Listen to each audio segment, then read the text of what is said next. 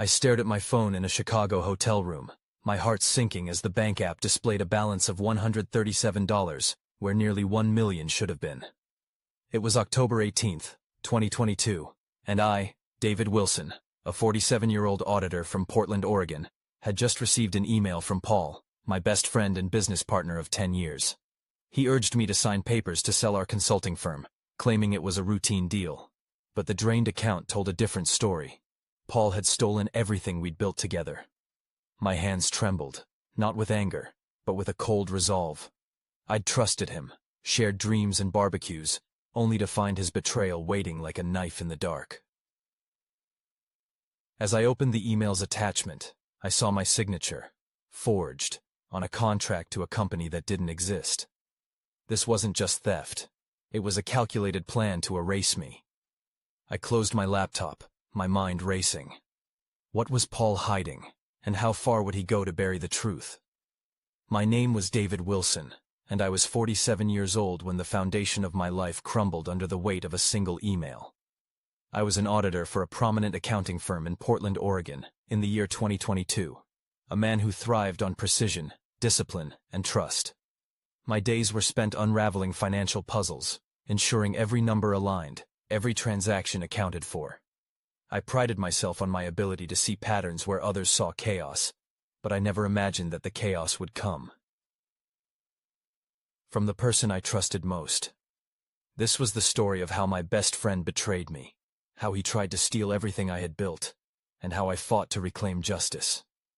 I was in Chicago, halfway through a grueling 3-week audit for a corporate client, when the email arrived.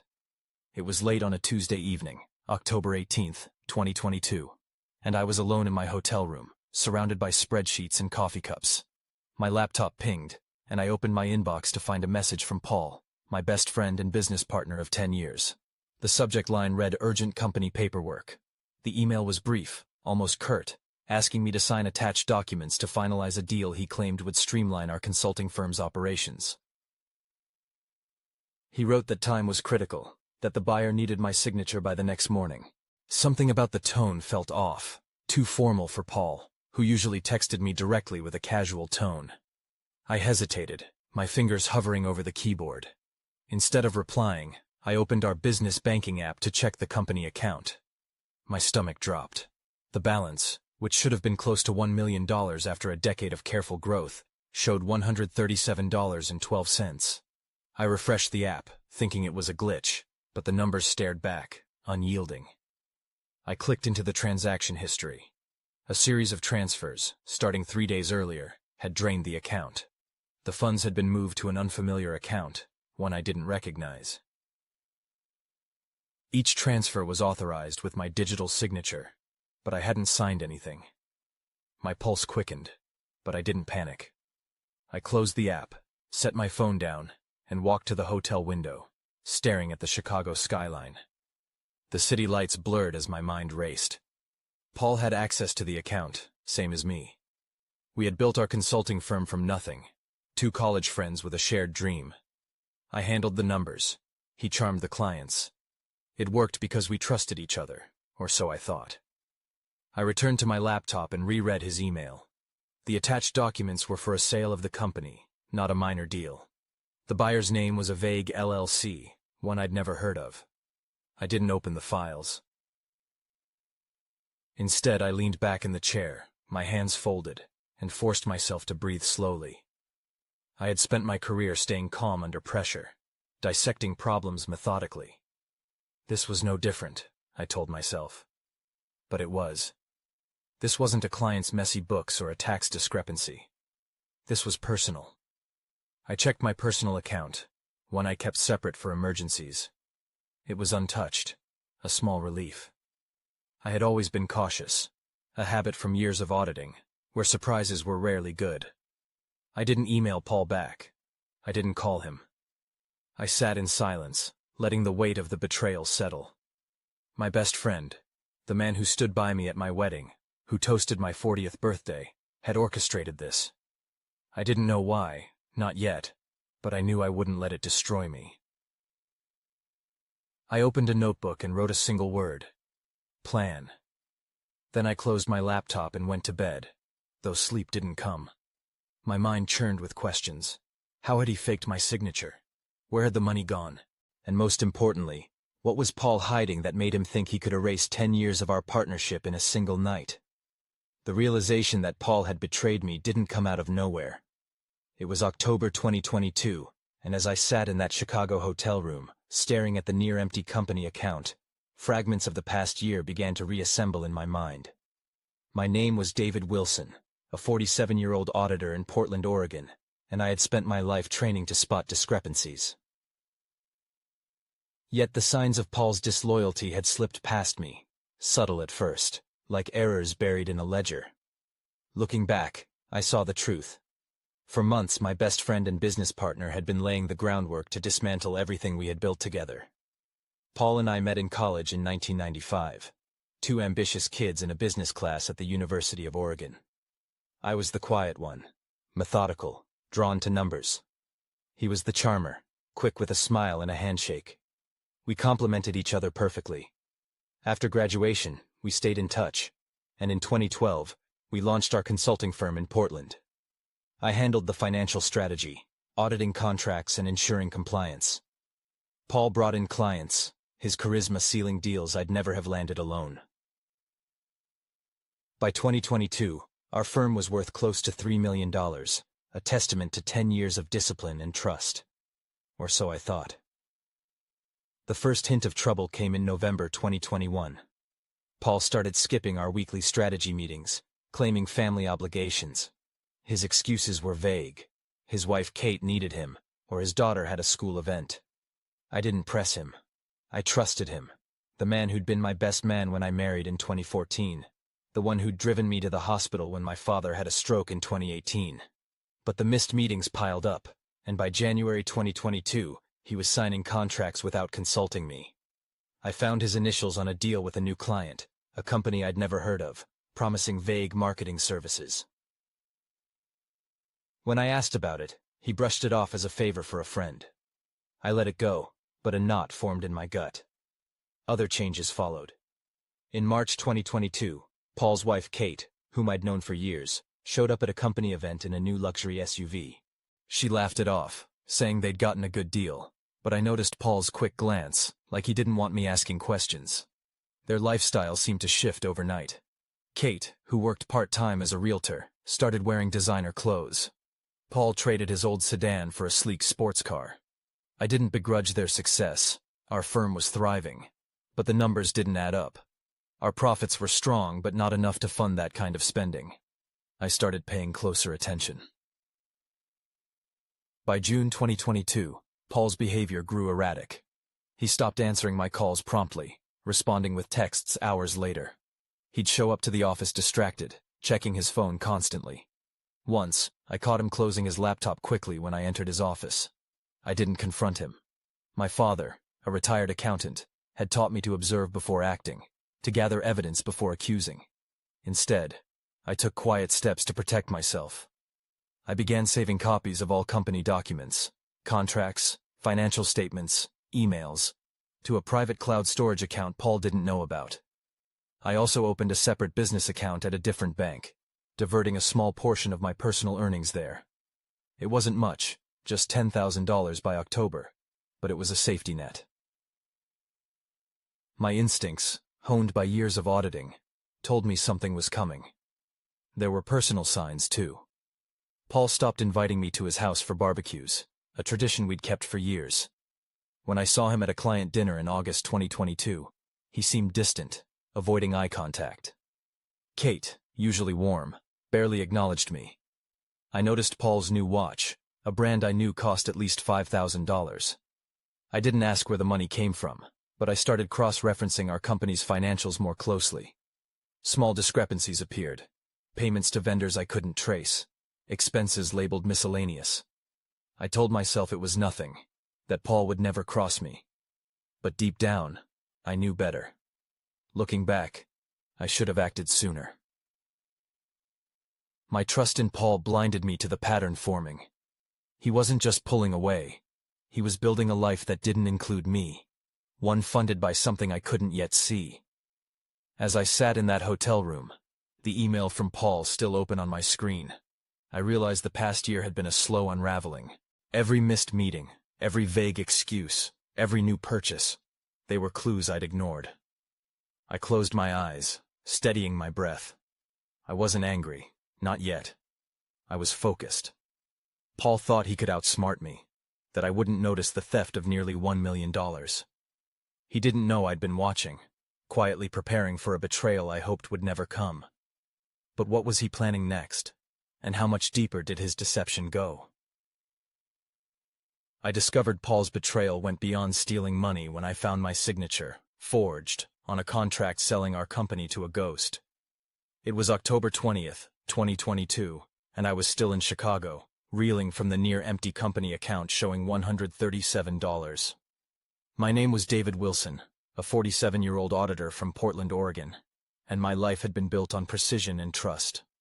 Paul, my best friend and business partner of 10 years, had shattered that trust, draining our firm's funds and trying to force a sale. But I wasn't the kind of man to lash out. I was methodical, and in that hotel room, I began crafting a plan to uncover his scheme and protect what was mine. I didn't return to Portland immediately. Rushing home would have tipped Paul off, and I needed time to think. I extended my stay in Chicago, telling my client I needed 2 extra days for follow-up work. They agreed, unaware of the storm inside me. I checked into a different hotel under my name, a precaution in case Paul was tracking my movements. My auditing instincts kicked in, urging me to gather evidence before acting. I opened my laptop and logged into the cloud storage account I'd set up months earlier, where I'd saved copies of our company's documents. Among them was the contract Paul had emailed, the one he wanted me to sign. I studied it carefully. The buyer was listed as Horizon Solutions LLC, a name that meant nothing to me. A quick search of Oregon's business registry showed no such company. The contract authorized the sale of our firm for $250,000, a fraction of its $3 million value. Worse, it bore my digital signature, identical to the one on the bank transfers. I hadn't signed it. The forgery was meticulous but not perfect. The date was formatted differently from my usual style. My chest tightened, but I stayed focused. I needed to know how deep this went. I accessed our company's email server, something I rarely did, and found a folder Paul had marked private. It contained correspondence with someone named Richard Holt, a name he'd mentioned casually months ago as an investor. The emails discussed transferring assets to Horizon Solutions, with Paul assuring Richard that I was on board. He'd lied, forging my approval. I saved screenshots of every email, my hands steady despite the betrayal cutting deeper with each click. I checked the company's banking portal again. The transfers, totaling $980,000, had gone to an account linked to a bank in Nevada. I couldn't access more details, but I noted the account number. My separate account, with $10,000, remained safe, a small lifeline I'd created when Paul's behavior first raised red flags. I knew I couldn't unravel this alone. I contacted Emma Carter, a 40-year-old attorney I'd worked with on a client's merger in 2021. Her firm specialized in corporate fraud, and I trusted her sharp mind. I sent her a brief email, outlining the forged contract and the drained account, asking for a secure call. She responded within an hour, and we spoke that evening. I laid out the facts, keeping my voice even, though my mind raced. Emma confirmed my suspicions. This was fraud, likely part of a larger scheme. She advised me to stay silent and avoid confronting Paul while she dug into Horizon Solutions and Richard Holt. I agreed, grateful for her clarity. I also enabled 2-factor authentication on every company account I could access, ensuring Paul couldn't make further moves without my approval. It was a small victory, but it felt like reclaiming control. Back in my hotel room, I reviewed my precautions from the past year. In July 2022, I'd installed tracking software on our company's financial systems, a tool auditors use to flag unauthorized changes. Paul didn't know about it.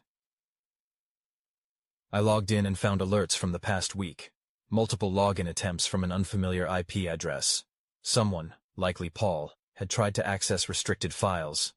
I froze those accounts remotely, locking him out. I also checked my personal assets. My home, bought in 2015, was in my name alone, a decision I'd made after my divorce in 2016. My savings, separate from the company, were secure. These quiet preparations, born of instinct, were now my shield. As I worked, a cold clarity settled over me. This wasn't just about money. Paul was trying to erase me from the company we'd built, to rewrite our history. I thought of the barbecues at his house, the late nights we spent planning our firm's growth, the trust I'd placed in him. It was gone, replaced by a resolve to expose him. I booked a flight to Portland for October 22nd, planning to arrive unannounced. I wouldn't confront Paul yet. I'd watch, gather more evidence, and let Emma's investigation unfold. But as I closed my laptop, a new question gnawed at me. Paul wasn't acting alone. Richard Holt's involvement proved that. Who else was part of this scheme, and what were they planning to take from me next? The betrayal cut deeper when I learned Paul wasn't just stealing from me. He was using our company as a front to launder money for a criminal network. It was October 22nd, 2022, and I had just returned to Portland, Oregon, after uncovering Paul's forged signature and the drained company account. My name was David Wilson, a 47-year-old auditor, and my life had been defined by discipline and precision. But Paul, my best friend and business partner of 10 years, had turned our consulting firm into a tool for deception, risking everything I had built. I stayed calm, channeling my shock into strategy, determined to unravel the full scope of his scheme. I didn't go home when I landed in Portland. Instead, I checked into a modest motel on the city's outskirts, paying cash to avoid leaving a trail. I needed to stay invisible while I pieced together Paul's actions. My attorney, Emma Carter, had been digging into Horizon Solutions LLC, the fake company Paul tried to sell our firm to. She called me that evening, her findings chilling. Horizon Solutions wasn't just a shell. It was linked to a series of offshore accounts used for money laundering. Paul had been signing contracts with fictitious clients, funneling payments through our firm to make dirty money appear legitimate. The $980,000 he'd transferred from our account was only part of it. Emma estimated the total laundered amount could exceed $2 million over the past year. My mind reeled at the scale, but I kept my focus, asking her to trace the accounts further. I opened my laptop and accessed the cloud storage where I'd saved our company's records. The tracking software I'd installed in July 2022 showed more unauthorized activity. Paul had created invoices for services our firm never provided, each tied to companies that didn't exist. One name kept appearing: Richard Holt, the investor Paul had mentioned months ago. I searched public records and found Holt's name tied to a string of failed businesses in Nevada and California, all flagged for suspicious financial activity. He wasn't just an investor, he was a fixer, someone who moved money for clients who preferred to stay in the shadows. Paul's emails to Holt, which I'd saved, revealed a pattern. They discussed client retainers and asset transfers, always using coded language. One email mentioned a new project worth $500,000, with my forged signature already attached. I felt a chill, realizing Paul had been planning this long before October. Emma's research uncovered another layer.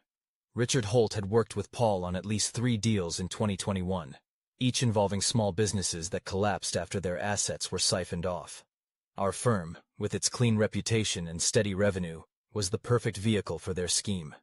Paul had used my name, my signature, to shield himself, betting I'd be too busy or trusting to notice. I remembered his new sports car, his wife Kate's luxury SUV, the watch that cost $5,000. The money wasn't just from our firm, it was dirty, tied to Holt's network. I felt a flicker of anger, but I pushed it down. Anger wouldn't help me now. I needed evidence, and I needed it fast. I met Emma at a quiet coffee shop on October 23rd, handing her a USB drive with the emails, invoices, and tracking logs. She warned me that confronting Paul could jeopardize the case. The scale of the laundering suggested connections to organized crime, and we needed to involve the authorities carefully. I agreed, authorizing her to contact the Portland Police Bureau's Financial Crimes Unit. I also gave her access to my cloud storage, ensuring every document was backed up. That night, I reviewed our firm's contracts again, focusing on the fake clients. One stood out, a company called Apex Ventures, which had paid us $200,000 for consulting that never happened. A deeper search revealed Apex was registered to an address in Las Vegas, the same city tied to Holt's businesses. The pieces were falling into place, but the puzzle was bigger than I'd imagined. I took one more precaution. I contacted our bank and froze all company accounts, citing suspected fraud. The manager confirmed the transfers to the Nevada account had been flagged, but the money was already gone, moved offshore. I didn't tell Paul I was back in Portland. I wanted him to think I was still in Chicago, oblivious to his moves. As I sat in the motel, staring at the city lights through a cracked window, I realized this wasn't just about me. Paul's scheme had likely hurt others. Clients, vendors, small businesses caught in Holt's web. I wasn't just fighting for my company. I was fighting for justice. But as Emma's email arrived, detailing Holt's ties to a federal investigation, a new fear gripped me. How many people were involved in this network? And what would they do when they realized I was closing in? I watched from across the street as police escorted Paul out of our office in handcuffs, his face a mask of disbelief, as if he never expected his lies to catch up with him. It was October 25th, 2022, in Portland, Oregon, and I, David Wilson, a 47-year-old auditor, had just turned the tables on my best friend and business partner of 10 years. Paul had stolen nearly $1 million from our consulting firm, forged my signature, and used our company to launder money for a criminal network. But I had been prepared, quietly gathering evidence, and now, with the help of my attorney and the authorities, I was ensuring justice. The sight of Paul, defeated, didn't bring joy, only a cold satisfaction that the truth was finally out. I had spent the previous 2 days working closely with Emma Carter, my attorney, and the Portland Police Bureau's Financial Crimes Unit. After uncovering Paul's money laundering scheme with Richard Holt, I provided the police with everything: emails, forged contracts, tracking logs from our company's financial systems, and records of the $980,000 transferred to a Nevada account. Emma's research had linked Holt to a federal investigation into organized crime, and my evidence gave the police the missing piece they needed. On October 24th, I met with Detective Laura Bennett, a sharp investigator with 20 years of experience. She reviewed my cloud storage files and confirmed the transfers were part of a larger operation involving offshore accounts in the Cayman Islands. My firm wasn't the only victim. Holt's network had targeted at least 5 other businesses in Oregon and Nevada. I felt a pang of guilt for not noticing sooner, but I pushed it aside. Regret wouldn't undo the damage. Action would. The police moved quickly. They obtained a warrant to search our office and Paul's home, focusing on his computers and financial records. I stayed out of sight, still checked into the motel, watching from a distance. I didn't want Paul to know I was in Portland until the trap was sprung. Emma had filed an emergency injunction to freeze all company assets, including the offshore accounts tied to Horizon Solutions LLC, the fake company Paul used. The bank confirmed that $600,000 remained recoverable, though the rest had been dispersed. I also discovered Paul had tried to access my personal account, but the two-factor authentication I'd enabled in July 2022 stopped him. My precautions, born of instinct, had saved me from total ruin. On the morning of October 25th, I parked a block from our office, a nondescript building we'd leased since 2015. I watched as police cars pulled up, their lights off to avoid attention. Officers entered, and minutes later, Paul emerged, his hands cuffed behind him. He looked smaller, his usual confidence gone. I stayed in my car, my heart steady. I didn't need to confront him. The evidence, my evidence, spoke louder than any words could. Emma called me later that day, confirming Paul's arrest for fraud, forgery, and money laundering. Richard Holt had been detained in Las Vegas, caught trying to board a flight to Mexico. The police found documents in Paul's office linking him to 3 other fake companies, each used to launder money for Holt's clients. My firm's reputation, built over a decade, had been Paul's perfect cover. I provided the police with access to our company's tracking software, which showed every unauthorized transaction Paul had made since January 2022. The data was damning, detailing payments to Apex Ventures and other shell companies, totaling $2 million in laundered funds. I also handed over the emails between Paul and Holt, which outlined their plan to sell our firm for $250,000, a fraction of its worth, to erase my stake. The police were particularly interested in a file I'd found in the cloud storage, a spreadsheet listing 10 businesses targeted by Holt's network. My evidence didn't just expose Paul. It cracked open a case that had eluded authorities for years. As the day ended, I drove past Paul's house, where his wife Kate still lived. Her luxury SUV was gone, replaced by a rental car. I didn't stop. Kate had tried texting me, claiming she knew nothing, but I didn't respond. My focus was on the bigger picture. Detective Bennett informed me that the FBI was now involved, given the interstate nature of Holt's operation. My evidence had given them leverage to pursue other suspects, including a third figure, someone Paul had referenced in a single email as the client. I sat in my motel room that night, staring at my laptop. The weight of the past week pressed on me, but I felt a quiet strength. I had stopped Paul, protected my future, and helped expose a criminal network. But as I read that email again, mentioning the client, a new question chilled me. Who was the mastermind behind Holt and Paul, and were they already planning their next move? A year after Paul's arrest, I sat on the porch of my new home in the quiet suburbs of Portland, Oregon, watching the sunset and knowing justice had not only saved me, but others too. It was November 10th, 2023, and I, David Wilson, a 48-year-old former auditor, had rebuilt my life after my best friend's betrayal nearly destroyed it. Paul had stolen $980,000 from our consulting firm, forged my signature, and used our company to launder $2 million for a criminal network. But I had fought back, exposing his scheme with evidence I'd quietly gathered, and now, with the dust settled, I found peace in a life reshaped by truth and resilience. The legal process moved swiftly after Paul's arrest on October 25, 2022. He faced charges of fraud, forgery, and money laundering, and by January 2023, he took a plea deal. He agreed to return $600,000 of the stolen funds and provided information on Richard Holt's network, earning a reduced sentence of 5 years. Holt, arrested in Las Vegas, wasn't as fortunate. His ties to organized crime across 3 states led to a 12-year sentence for money laundering and racketeering. The FBI used my evidence, emails, tracking logs, and forged contracts, to dismantle their operation, recovering $1.5 million for victims, including 10 small businesses targeted by Holt's shell companies. I felt a quiet pride knowing my actions had rippled beyond my own fight. I regained control of our consulting firm, but its reputation was tarnished. Clients had pulled contracts during the scandal, and the Portland business community whispered about our fall. By March 2023, I decided to sell the firm. A competitor bought it for $1.2 million, a fair price given the circumstances. I used the money to pay off legal fees, settle outstanding debts, and buy a modest 3-bedroom house in a quiet neighborhood outside Portland.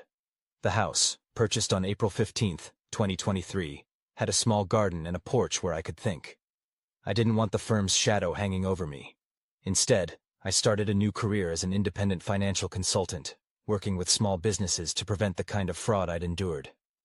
My first client, a family-owned bakery, hired me in May 2023, and their trust felt like a fresh start. The personal toll lingered longer. Paul's wife, Kate, moved back to her parents' home in Seattle after his arrest. She sent me a letter in February 2023, claiming she hadn't known about the laundering, but I didn't reply. The memories of barbecues at their house, of Paul toasting my 40th birthday, were too painful. I sold my old car, a 2015 sedan we'd once driven to client meetings, and bought a used pickup truck. It was a small act, but it felt like shedding the past. My savings, bolstered by the recovered $600,000, gave me stability. I kept my separate account, now holding $15,000, as a reminder to always trust my instincts. The FBI's investigation uncovered more victims, and in July 2023, I received a letter from a woman named Sarah, who owned a catering business in Eugene. Her company had been defrauded by one of Holt's shell companies, losing $200,000. My evidence, shared with the FBI, helped her recover half that amount. She thanked me for fighting when it would have been easier to walk away. I pinned her letter to my fridge, reading it on days when the betrayal stung. It reminded me that my stand had mattered, not just for me but for strangers who'd faced the same deceit. The case also led to new regulations in Oregon, tightening oversight of business transactions to prevent similar schemes. I hadn't expected to spark change, but it gave my struggle meaning. I found peace in routine. I worked mornings, tended my garden in the afternoons, and took long walks in Portland's forests. The silence of my new life was a stark contrast to the chaos of the firm, but it suited me. I didn't hate Paul anymore. He'd made his choices, and I'd made mine. By November 2023, I was content, my home a sanctuary, my work fulfilling. But late one evening, as I sorted through old files, I found an encrypted email in my cloud storage, sent by Paul in September 2022. It referenced a third partner, someone called the broker, who had orchestrated the laundering scheme. My pulse quickened. The FBI hadn't mentioned this figure, and Paul's plea deal had been silent on their identity. Who was the broker, and were they still out there, watching me rebuild my life? If you enjoyed this story, please like, subscribe, and share your thoughts in the comments.